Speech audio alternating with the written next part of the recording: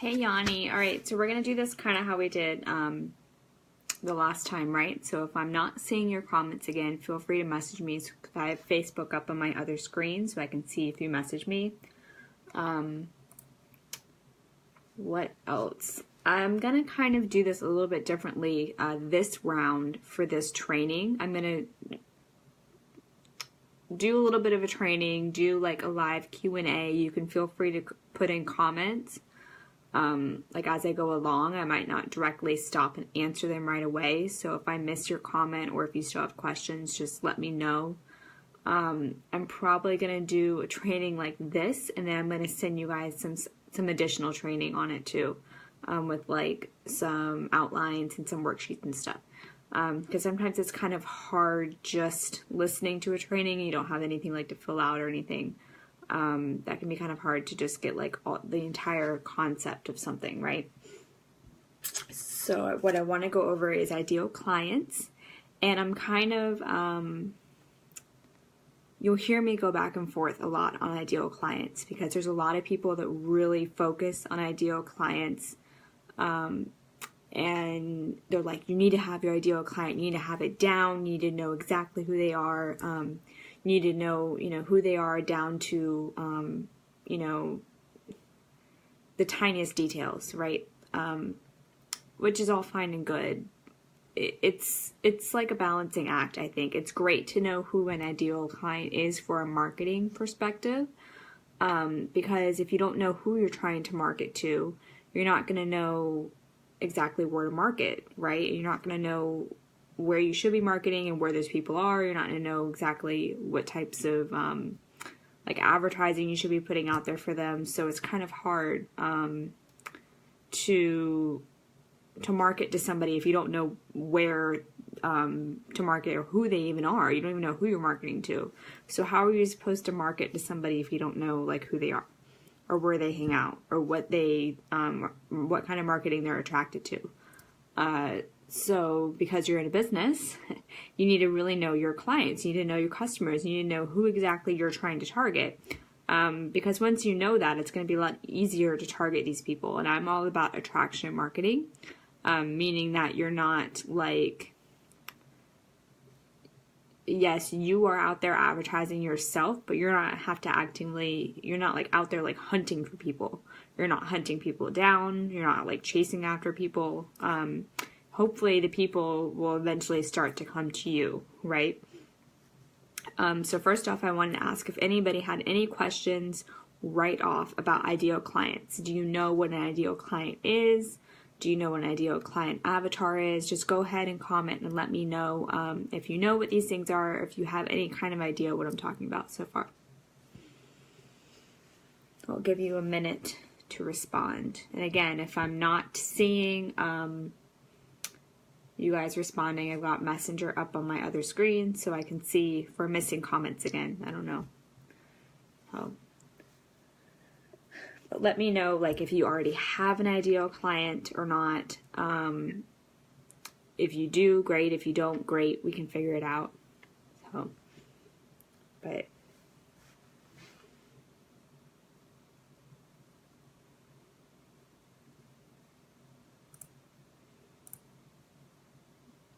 all right, Yanni is commenting. And then what about you, Laura? Do you have an ideal client? Do you know like who your target market is?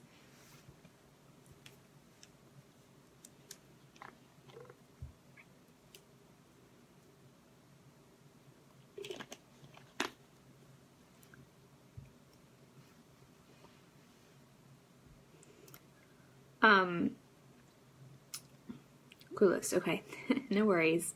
And I know I still need to get you guys some information from our last call, so I'll get that to you probably tomorrow. So if you don't see it tomorrow, remind me, but I'll try to get to you tomorrow. So Yanni, does it have to be a specific field like e-commerce or coaches or whatever? That's considered what is niche. I always have an issue saying that word, niching. I think that's a niche, right? That's like considered your like a target audience. Yes and no.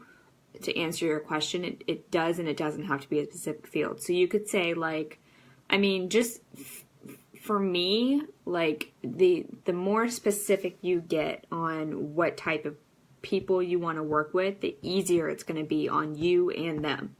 Because then now you're saying, like, okay, I work with female entrepreneurs that are coaches. Okay, like, say that's your thing. Or I only work with people that need help with social media that are in the beauty industry or something, like whatever your thing is. Okay, so then, like, you already narrow it down, right? So then, like, only those people are going to want to work with you, and you're going to only want to work with those people because that's, like, who you work with.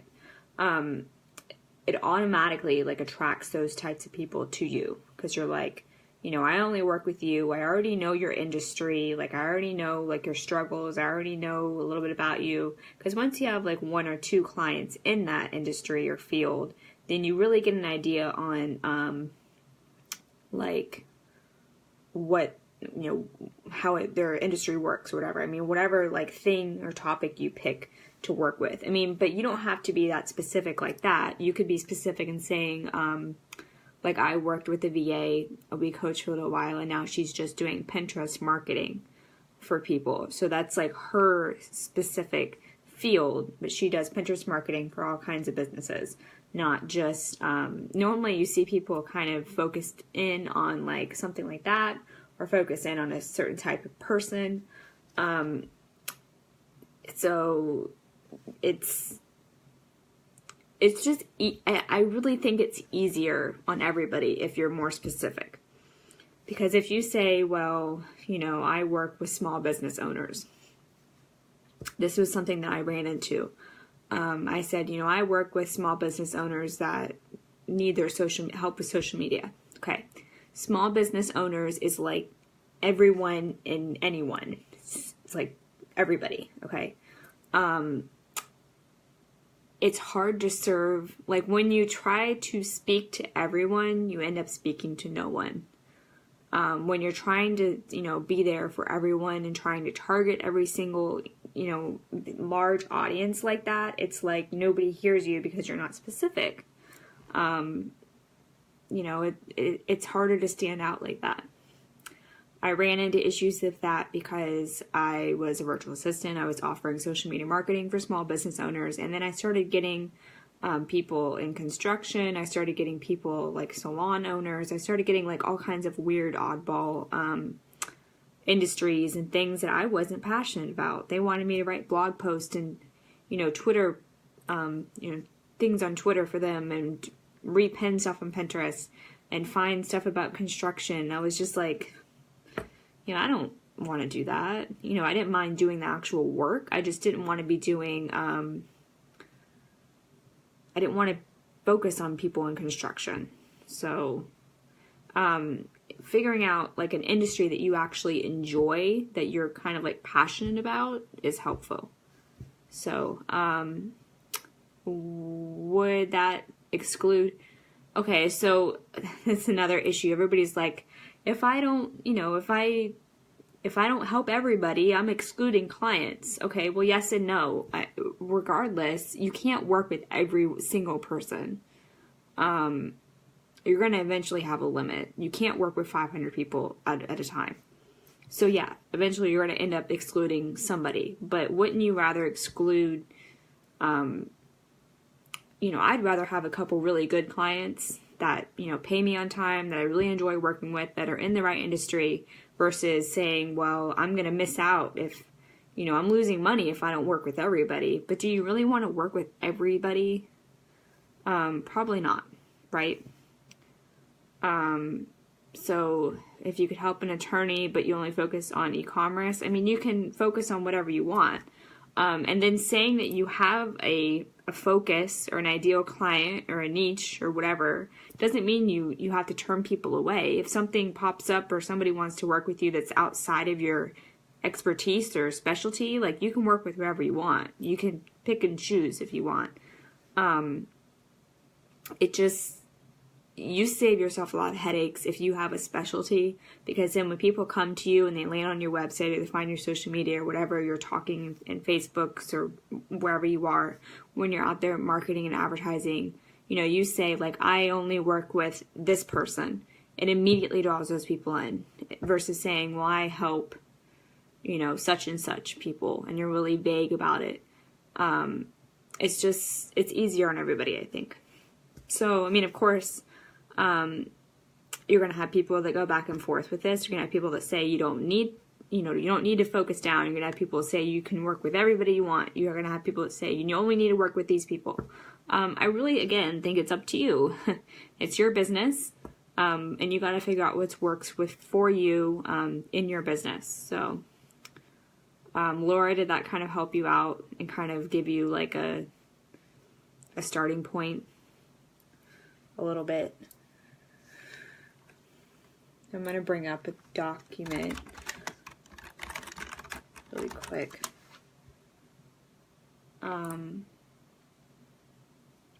So then normally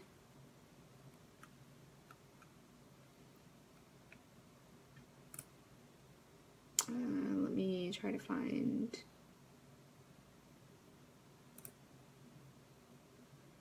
document that I want.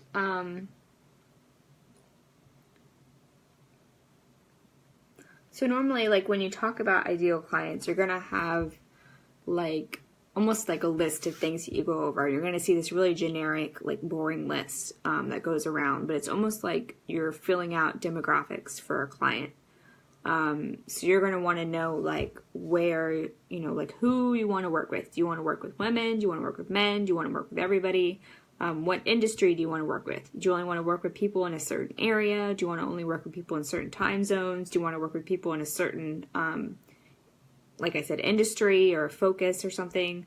You want to work with a certain age group. So you kind of want to write all of these things down. I don't know if I put the worksheet in the module I sent out. If I didn't, I can send it out for this week. But it's kind of just like a really basic checklist that you kind of go over and you fill everything out. And it's something that can obviously change. It's not written in stone. You can decide tomorrow you want to work with somebody totally different. Ideally, you don't want to do that every single day and change who you want to work with, because you want to kind of try to, the more steady you are, the easier it is on you, because you know who you're looking for and how to market. But then your clients know, when they find you, they know exactly who you are and who you work with. If you change it every day, it's going to be really hard for you and it's going to be hard for them, and you're going to be all mixed up and it's going to be messy and muddy and it's going to be kind of awkward. And we want to avoid that. We want to kind of have a really clear picture, but just know it can change. So, and it will change, and it should change because you're going to change. So, but even the services that you offer can change. You can decide, you don't want to be doing, that type of work. You want to be doing this, and you only want to be working with that type of people, and you want to be, whatever. Everything can change. So a lot of people kind of freak out over ideal clients because they're like, I don't want to narrow anybody. I don't want to exclude anybody. I want to work with everybody, and I'm going to lose money, and then I'm going to be stuck with these people. You got to look at it the other way, though. You got to think like, okay, when I'm, choosing this, it's not a forever thing. I can change it.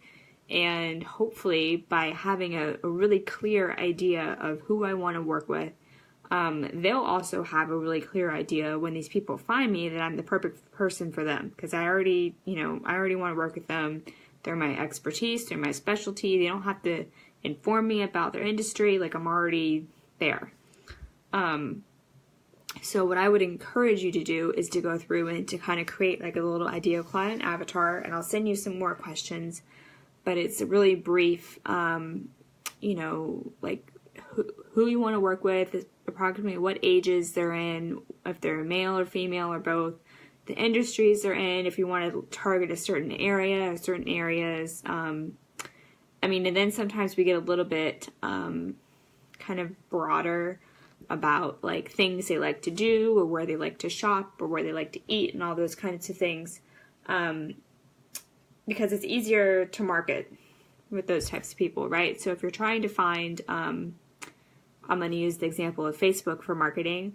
Trying to find people locally, you're trying to find people that like a certain thing. Like if you're trying to target people in the pet industry and you're trying to target people that are local, you could go into local pet stores, whatever, on their Facebook pages.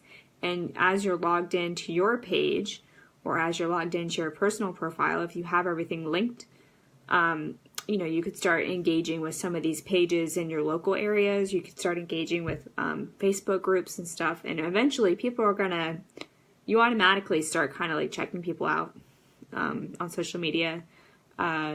People, I get friends requests all the time people I don't actually know. But I actually just created a picture that's not up yet, I don't think, but showing my Facebook group. So you have on Facebook, you have like your profile, you have like that little sidebar, and it has like your friends. Like right above that, I think there's like featured photos or something, and there's one that's like really big square. So I'm going to put in a picture for my Facebook group, so it lets people know that I work with virtual assistants, and they can click that and they'll get a link to the group. You always want to link your Facebook profile. You want to make sure your Facebook business page, both of those are linked. Your business page is filled out. You want to have like your website on there if you have a website, ways to contact you. You want to be posting things on there, make it kind of active. Even for right now, if you're not, at least be active on it. Don't worry about if you're posting the right or wrong thing. We'll get there. But at least you don't want to end up on somebody's inactive Facebook page and they're linked to your personal profile, or you send them there and it's like, there's nothing going on here. So you want to, make the best use of your Facebook, your personal profile and your Facebook page, because you're going to have people landing on there. And if they don't know, if your personal page is linked to being private,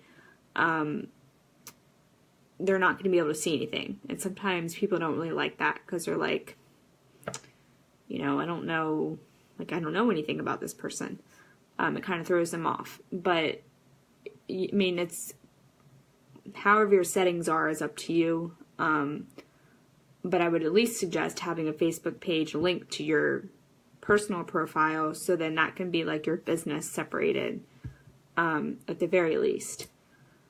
But, you always want to make the most of your Facebook profile. Yeah, you don't have to accept people on your personal page. It's up to you. But again, I would highly suggest, if you're going to try and keep your profile separate, just at the very least, link your Facebook business page to your personal page. You don't have to post anything about business on your personal page. You don't have to accept anybody's friend's request on your page. Yeah, that's fine. But at the very least, because sometimes people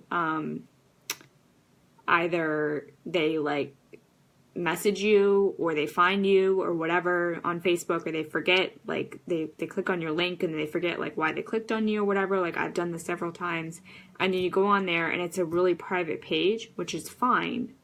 But then you go on and you're like, why did I click on this person?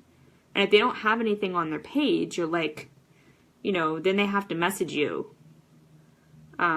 which can be kind of awkward because you don't want to be like, hey, like, I don't remember why I was supposed to talk to you. So, at least have some kind of way that they can kind of figure out you are a virtual assistant. If you're out there advertising yourself through your personal Facebook profile.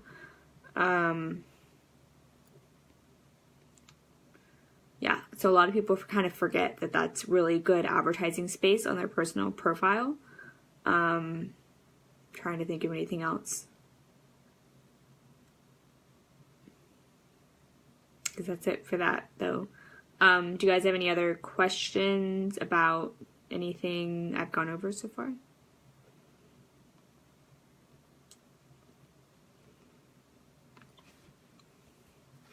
If you want to know, like, how to find ideal clients,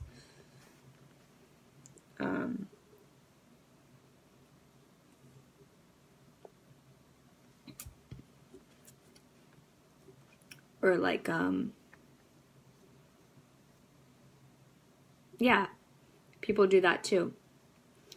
You can make your banner about your business.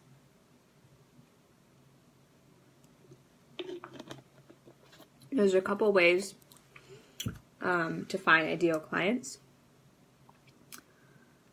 First of all, if that's a word. First of all, you have to figure out who you want to work with before you figure out where they are.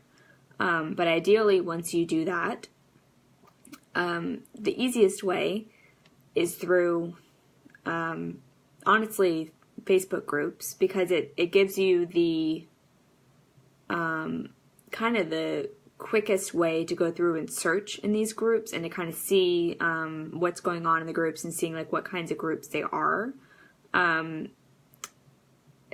Through that, you know, because I mean, if you think about it, somebody's Facebook profile or their website, like if you find like a certain, I mean, you can do this two ways. In a Facebook group, if you find the right type of group for whatever you are, I mean, I've worked with virtual assistants that specialize in people that make crafts, or virtual assistants that help people with like gardening blogs or whatever. Like there's been all kinds of different things. All of these types of industries or entrepreneurs or marketers or whoever have specific, it's a really weird noise. I guess it's just a plane. It's like a plane flying over. But all these groups, all these people, types of people, have specific Facebook groups, and you can really easily find them by just going in and typing in those keywords on Facebook, which actually, oh my gosh,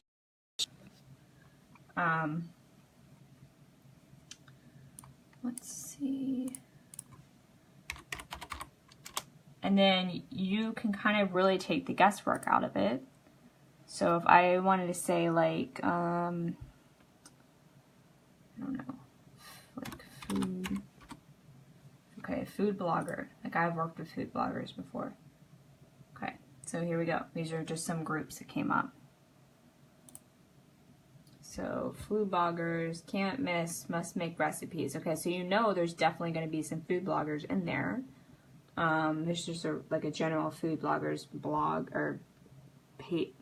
I can't talk today, group, food bloggers, virtual assistants. Okay, so there's already a virtual assistant group made for food bloggers. A lot of these are going to just be like recipe groups. But then you can go into one like this. This just says food bloggers.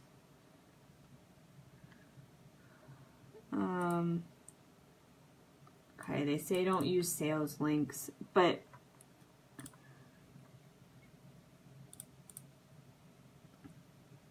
let's see. So with these groups, you want to go in and kind of like read their descriptions and stuff.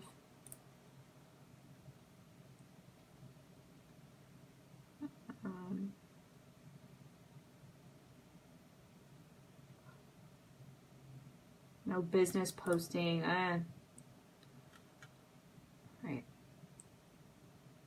Okay, so sometimes a lot of these groups can get really picky about like don't advertise your business, don't come in here and whatever. So then what you can do is kind of go to some bigger groups. Like we're gonna go in Freedom Hackers is a pretty big entrepreneurial group. It's really generalized. I don't think she lets you go in and promote either. This is Camera Luna's group. But then you can kind of post things like, you know, hey, I'm thinking about working for a virtual assistant, or I think about working for food bloggers. I'm a virtual assistant. Like, are there any food bloggers here? Or like, I'm looking to follow some food blogging sites or whatever. You can kind of do some investigative work, but you could easily go in here and say,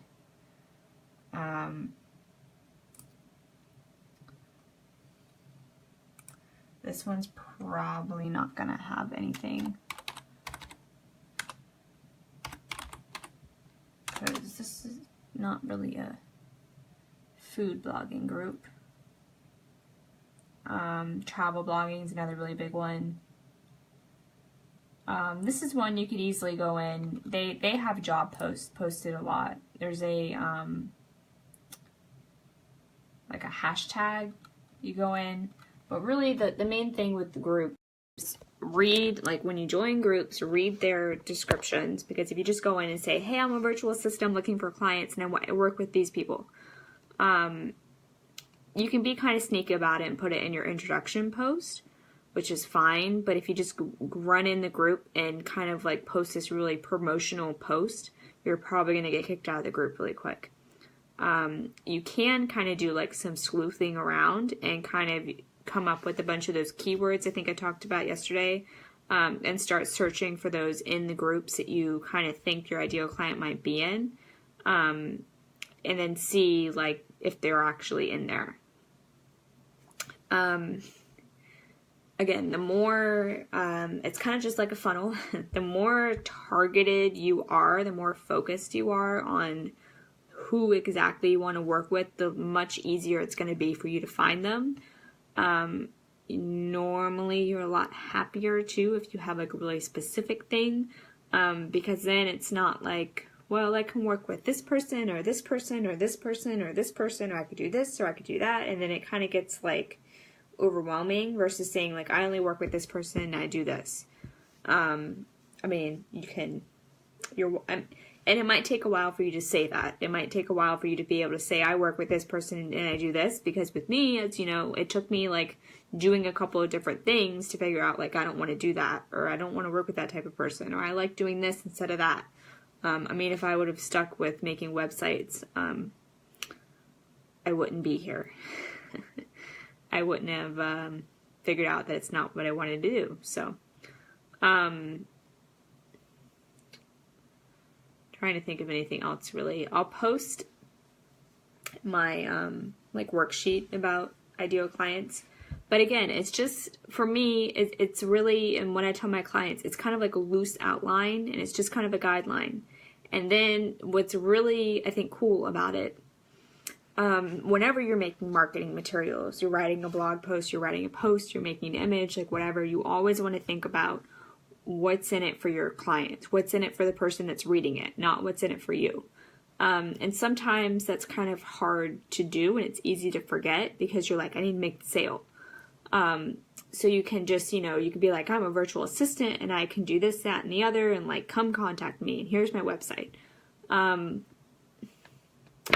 You're going to find a lot of really, straight up promotional posts out there, which is fine because everybody needs to make sales, and that's one way to figure out, that's one way to offer your services. Everybody has to make money. Cool.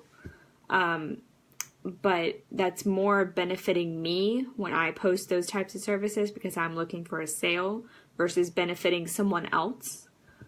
So like if you saw my post that I did earlier today about Facebook marketing, and I like went through the whole list of, I don't know, like there were 5 different things about Facebook marketing I think I posted, but it was a rather lengthy list that I went to kind of into some detail on. It wasn't like, here's 5 things you should do on Facebook. And it was like, like other people's posts every day. It wasn't something that was just really short. Like I actually went through and like listed out like and linked some really good tips.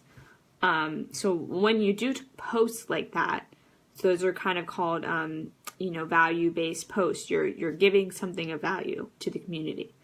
You should always include something on the end, a call to action saying like, hey, like, if you're looking for a virtual assistant, message me, or here's my website, you can find out more, or you can like me on Facebook or whatever. You don't want to just be giving all this great information away for free. You want to always kind of include something in the end saying like, here's how you can work with me, or if you enjoyed this post, find more here, or whatever. You don't want to just slap all this great information out there and then forget to do that. Because your clients could be reading that and they could be like, oh, and of course yours would be about being a virtual assistant. So you could post things like, here's how to get started with a virtual assistant. Here's some tips, or, this is what your virtual assistant wishes that you knew. Here's how to find the perfect virtual assistant. Here's what it's like to work with a virtual assistant every day, or here's what a virtual assistant does, or there's all kinds of things you could make or create. And it doesn't have to just be a post. It could be like an image. It could be like a short 3-minute video going over something. It can be anything. But just remember, whenever you're making these types of posts, use it well, so you can reuse that post and post it across your social media. You can send it out on your email list. You could send it on your Facebook page. You could really reuse that post. So like you guys will see probably tomorrow, because now it's getting kind of late, that long list of tips, it's going to be out on my email list. It's going to be out on everywhere. Like I really repurpose my social media. It's never a one-time thing and then done. So that's one way you can kind of figure out where your clients are, because you can see when you post these types of posts, and obviously you can go in a bunch of groups and search, right? Just put in the keywords in the search thing, or you could post like, are there any food bloggers here? Or are there any such and such here? But then if you're making those types of posts and you're seeing a lot of people like engaging on them, or even just liking them or sharing or whatever, then you can kind of see like, okay, like this is where my audience is, and I want to focus on this group versus this one that didn't, the post didn't do so well. Obviously it's a group. If it's a group that says it's already for your audience, like if it's a food blogging group or whatever, like I showed you, then you kind of know that they're already there. Sometimes you can't just go in and say, you can't just advertise your business. A lot of groups are kind of like cutting down on that. They find it spammy. But to each their own. I don't have people come in and spam in my group.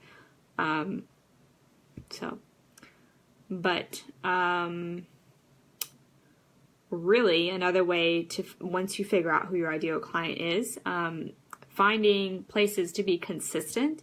So whether that's through blogging on your website, posting on your Facebook page daily, sharing the post from your page, creating pictures on Instagram, wherever, like whatever social media outlets you figure out that you want to be on and that maybe your clients are on too, just being consistent there every day. Just literally showing up for a couple hours a day and posting and liking and retweeting and sharing and just being there and commenting, and you'll start to get traction. It doesn't have to be, you on the computer for 8 hours a day in your social media. It should never be like that, because you've got work you got to do. So, yeah. I think that's about it on that, though. It's easy to kind of get in the flow of things once you start doing it. Until you start to kind of do it, though, it's very choppy. Or if you haven't started yet, you don't really know what to do. That's kind of an awkward stage because you're like worried about doing it right. I'd rather just do it, get into a flow, and then figure it out later, versus worrying about doing something right or wrong, and then that stops me, and then I don't actually do it. So, trying to think of anything else. You also kind of want to figure out how your clients speak. It's kind of a weird thing, but you want to figure out if you're trying to reach like CEOs of businesses or something, or like really high up corporations or something, they're going to talk a lot differently than somebody that is a spiritual wellness coach. Okay, there's two totally different things there. So you want to talk or make videos or interact or be on the right platforms that they're on. So, if I was trying to attract like a CEO of some like Fortune 500 company or something, I'd probably be on LinkedIn versus trying to attract them on Instagram or Snapchat. You can kind of see like the differences between those two. And I wouldn't talk to you guys, virtual assistants. I know like your lingo, so to speak. We have a different, type of environment. We're very, obviously we're virtual, but a lot of us are very techie. We use a lot of systems and a lot of, social media, and there's a lot of marketing, and there's a lot of like lingo that comes in with that. there's a lot of like just being in the online world. There's a lot of different like lingo kind of stuff going on. So I mean, I can show up in a group and I can kind of use some of these like catchy phrases, and like VA for one. A lot of people, if you talk to people in the normal world and you say VA, they're going to maybe think like something with a veteran if you're in the States. You get that kind of question a lot. And sometimes you get in a lot in Facebook groups, actually, if you say, I'm a VA. A lot of people will get it and they'll know what you're talking about. And some people are like, what? What's a VA? Which brings up another thing. That's two different keywords. So some people are going to search for virtual assistant. That's like the complete thing. And some people are going to look for VA. So trying to incorporate both of those words in your post somehow is kind of a good idea, because either way that they search for it, it'll come up. So if you only use virtual assistant spelled out, if someone searches VA, they're not going to find it. And that's going to come into play with your website eventually, because social media and your website are linked together in SEO. So when people are trying to find you on Google. So you want to remember that too. I think that's kind of crazy that what you do on social media is related to your website, which is related to search engine rankings. So, which is interesting. When I ran the horse employment website, there was it was like me and like another like really big business that had been around forever. And I was like the newer one. So like I got into a point where I was like really good with social media, and I didn't do blogging as much, and I certainly didn't pay anyone to do my search engine optimization on my site, which I'm assuming you know what that means. So like there's a bunch of keywords, like whenever you blog on your site or you have any kind of words or anything, it kind of ranks through Google. I don't know the specifics of it, but that's like the basic thing. So like when you type for keywords on Google, like virtual assistant or something, it like your website, like when you type on Google, it pulls up your website based on I think how many times it appears, and there's like a whole thing that goes through it. But all that is somehow linked with social media. So like the more active you are on social media, like on your Facebook business pages, I don't really know if it pulls a lot from your personal profile. I wouldn't really think so, but I could be wrong on that. But the more active just in general you're on social media, it helps your website's rankings as well. So I actually came up ranking higher than this other site that had been around for like 10 years. And I'd only been around for like a year because I was super consistent and active on social media. And to me, that was crazy. Because I was like, I'm not paying anybody for this. I'm just doing what I do, and I'm like ranking better. So it was great. Being a virtual assistant, though, you have a lot of competition and a lot of there's a lot of websites out there that use virtual assistants in their keyword. I mean, that's just a game we play, though. So, but if you have a really strong social media marketing presence, it won't hurt you at all. It only helps all that. So, but any other questions? Yeah, I thought that post was really good, Yanni. I found trying to organize my office. My husband keeps like coming in and yelling at me. He doesn't yell, but he like gets upset that it's always a mess. Because I always have papers everywhere all the time. And I know it's upsetting, but it's just like how I am. We share the same desk, so I can understand how it's upsetting. And he's a teacher. So sometimes like my papers end up with his papers. So, but yeah, I like randomly found this like worksheet that I made on Facebook like years ago. And that's where that post came from. I just kind of like expanded on it a little more, made it into a post, thought it was good information. So, kind of sad nobody liked it. I think like a couple people did. That's okay. It's good content though. I can now post it around. But foot really hurts. It's annoying. Yeah. But any other questions on ideal clients? Exactly what an ideal client avatar is? I would kind of like either write out or print out an ideal client avatar. So kind of go over the things, like I said, like who, male or female, age range, like the industry you want to kind of be in.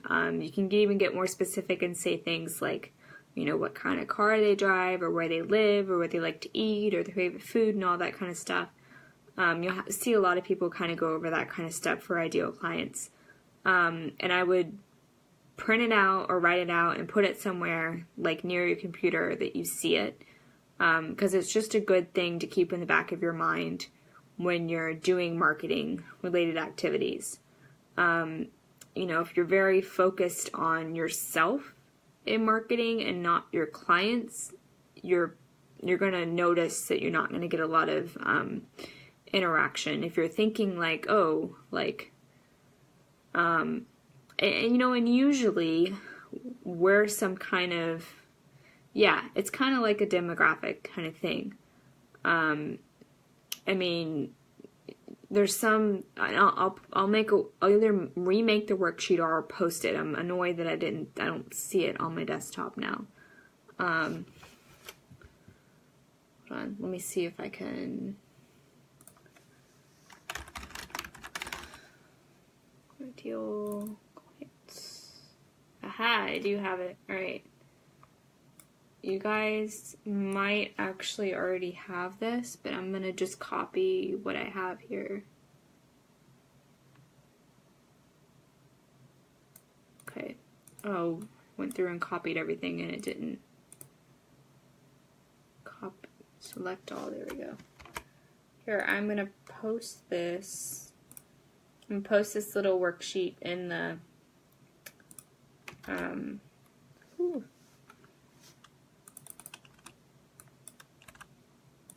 Okay, it's like a really long.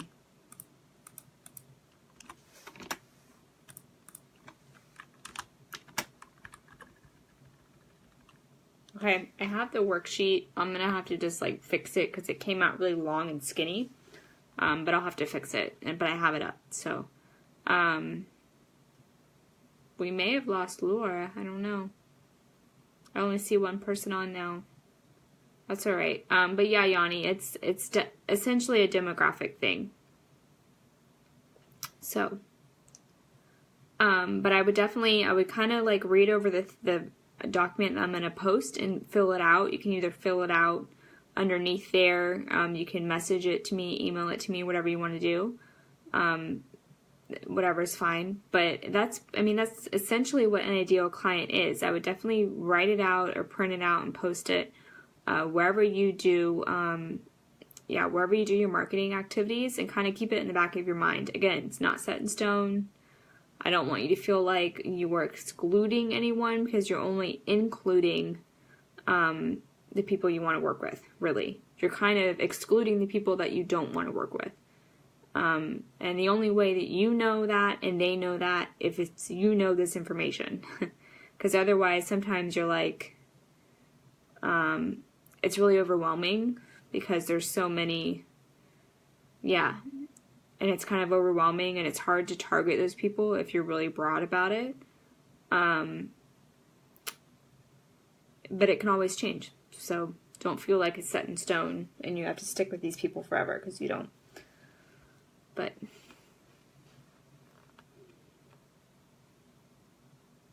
so, any other questions?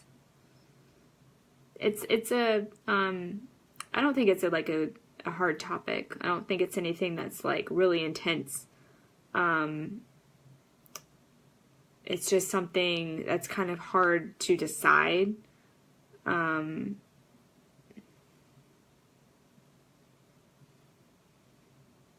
Yeah, you're gonna see that a lot. A lot of people just like talk about it and they expect to know, expect other people to know what it is. And if you don't know what it is, you're like, what are you talking about? And then you're kind of like, why would I want to do that? Every business has an ideal client or has a client avatar that they're trying to target. It's kind of just a smart way to do it, really. you want to focus in on them so they can focus in on you. So.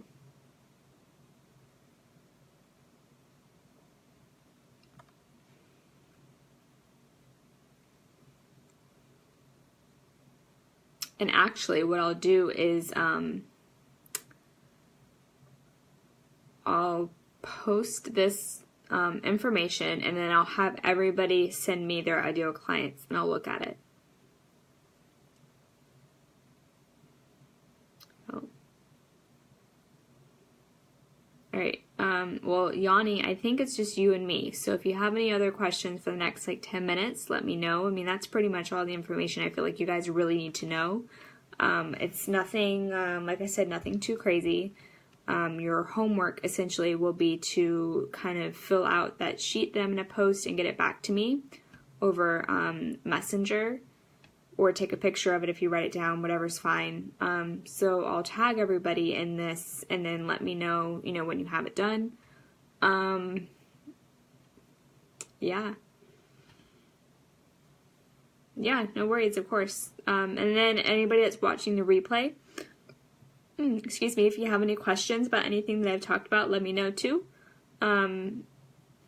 Not a crazy topic, just one that's kind of has a lot of confusion around it until you actually go through and do it. So, but like I said, I think we lost Laura. So I don't see her on my chat anymore. So, but okay, so yeah, I'm gonna post this worksheet, and then just get it back to me whenever you can. I'll look it over. If you have any questions, let me know. Feel free to tag me, email me, whatever you need. So, all right, I guess that concludes tonight. Thanks for joining me, guys. Our next lives probably won't be as late, I'm thinking. I keep pushing them back because I want to make sure I'm done with everything, and then I can focus. So, but yeah, the next two, I don't think I'm going to have them be as late.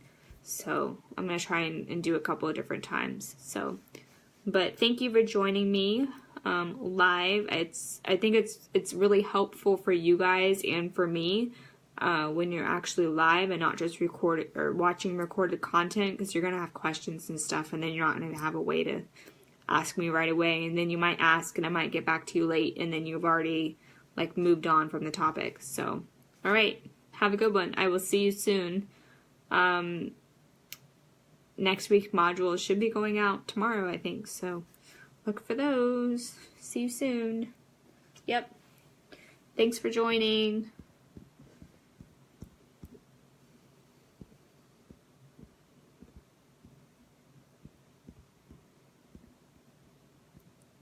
Ooh.